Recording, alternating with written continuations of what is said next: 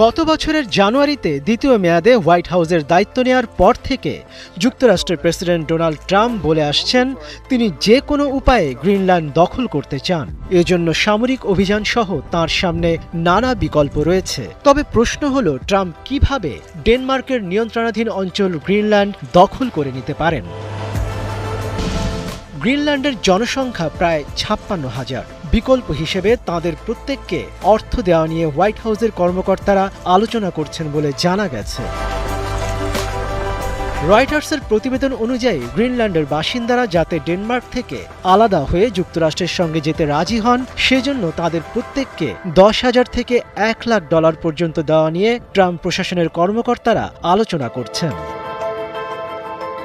কংগ্রেসের উভয় কক্ষের আইন প্রণেতাদের সঙ্গে এক ব্রিফিংয়ে মার্কিন পররাষ্ট্রমন্ত্রী মার্কো রুবিও জানান গ্রিনল্যান্ডে হামলার পরিবর্তে এটি কিনে নেওয়াকেই অগ্রাধিকার দেবেন ট্রাম্প। আগামী সপ্তাহে ডেনমার্কের নেতাদের সঙ্গে রুবিওর বৈঠক করার কথা রয়েছে।